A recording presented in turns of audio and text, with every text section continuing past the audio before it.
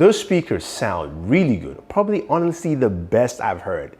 And yes guys, this is the ROG Phone 6 Pro, and this is an awesome device right here. Honestly, I have to say, I've been truly impressed using this device because of a multitude of factors. Now, we know this is the very first Snapdragon 8 Plus Gen 1 device, which means there's better performance across the board. But let's take a look at the device first with the hardware. This sports a 6.78-inch Super AMOLED display. It's a lovely looking display. But we're here for gaming, so what does this display actually bring to the table? It brings in 165 Hz, which is cool. We've seen other devices like that. 720 Hz touch sampling with a response time of less than 23 milliseconds. This thing is truly impressive, and it's very, very responsive, dare I say, right?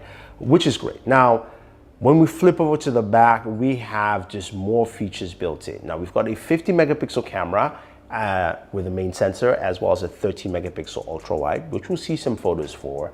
And then we've got all this stuff in the back here. We've got this light up area here that says Dare to Play, which you can customize in the game Genie. And you've got this LCD display here, which has a bunch of customizations. On the left-hand side of your device, you have a USB port because that allows you to charge while you're gaming. And of course, you have another port at the very bottom and a headphone jack. As again, those speakers sounded great, especially when you get into that just nitty-gritty of gaming. Now, let's talk about that nitty-gritty. Now, this device, as I mentioned, comes with the Snapdragon 8 Plus Gen 1, which provides up to 10% more performance boost. And looking at the Geekbench scores, it looks like, yeah, it does give an increased amount of scores. But we care about what that does for our gaming experience and how does that bring everything to the table.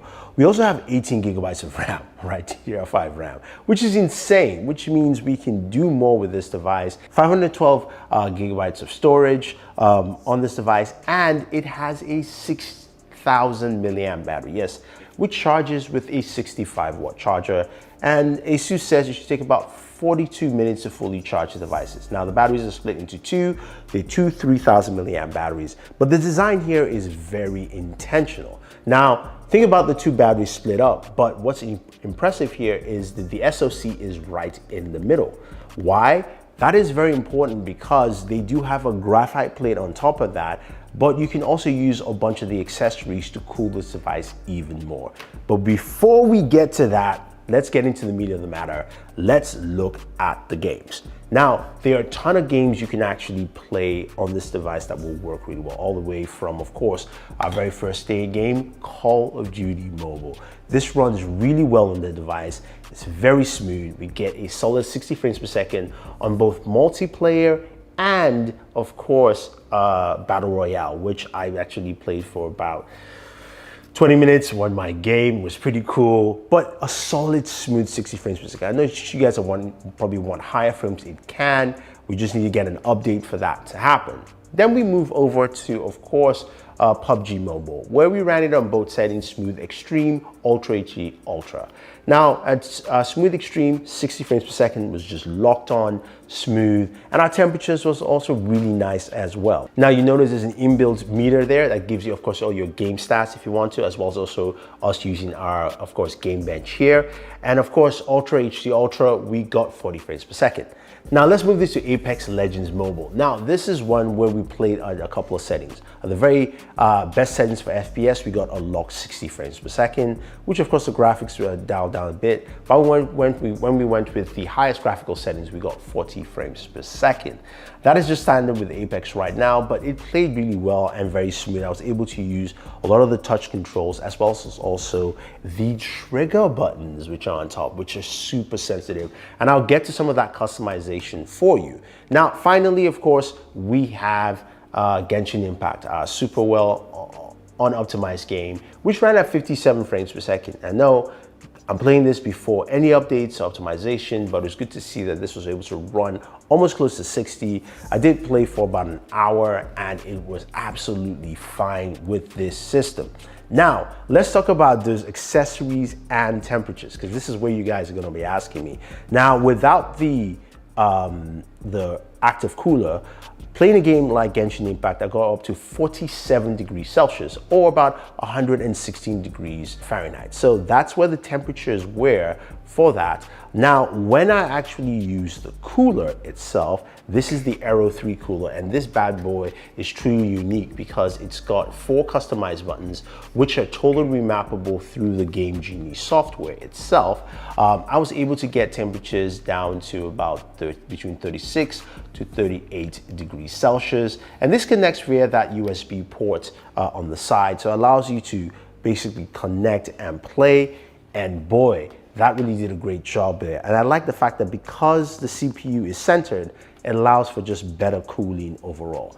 Now, I did mention there's a ton of accessories for this device. Now, there's also a ton of functionality built in, and that's with the Game Genie software, and something you can quickly access here.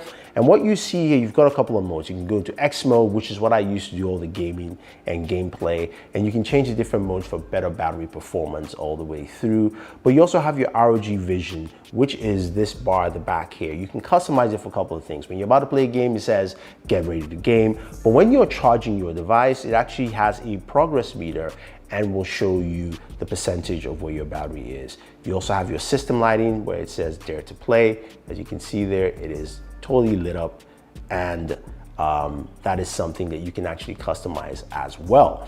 Then the Aero cooler itself, this is where you can go in and do a lot of stuff with that.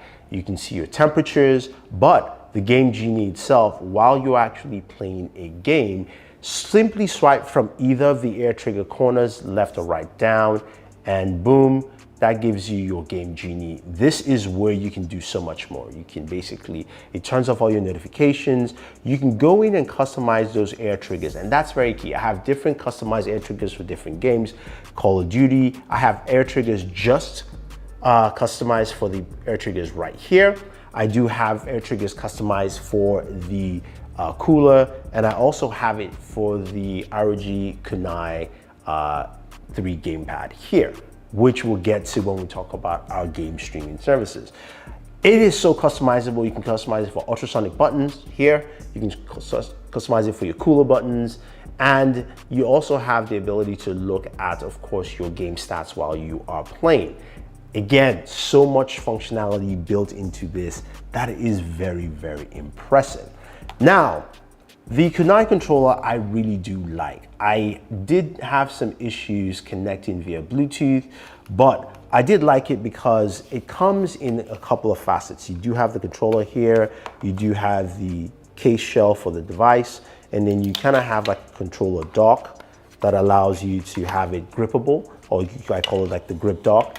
And what I like about it is that playing games like, on Xbox Game Pass or Stadia, I was able to just connect directly and use, giving me a full ecosystem. Now, these accessories are extra. They're not part of it because you have to buy the cooler and of course the controller. But the fact that they're giving you a full ecosystem, especially for the game in mind, really says a lot. And playing game streaming services was just a joy, and it was pretty smooth to actually see that work pretty well. As I mentioned, there's a 50 megapixel camera in the rear, as well as also the 13 ultra wide, and then we have a front facing shooter at 12 megapixels. I'm gonna just give you some camera samples, and I think they've actually done a better job improving the camera. It's still not up to flagship levels, but seeing this, I think you guys would be at least a bit more impressed with what they had to offer. Okay, so the camera's pretty good. I had to do some gaming in between there, but looking at what Asus has brought to the table here, year in, year out, I think they've done a really good job at being the #1 gaming smartphone that anyone wants to look at, because they have a full ecosystem. They allow you to add more to the device, and they bring in features with their software to take it to the next level.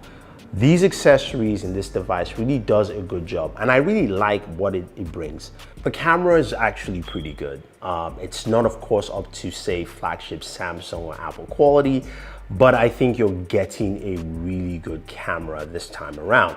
Now, in total, this device just brings a whole lot to the table. I'm actually playing while I'm talking to you guys here because I've really enjoyed the way this actually adds so much more with the cooler, the ultrasonic triggers, which are so responsive, as well as also the fact that I can get my full gaming experience here without actually connecting to a console, whether it's a console experience or, of course, a mobile experience altogether. And I think this is what a lot of people are looking at. So if you guys have any questions or any comments about the ROG Phone 6 Pro, let me know. In terms of pricing, they're right there on screen. You've seen them.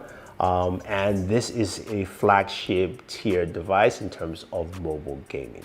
So this is Thunder E saying thank you and always enjoy your entertainment.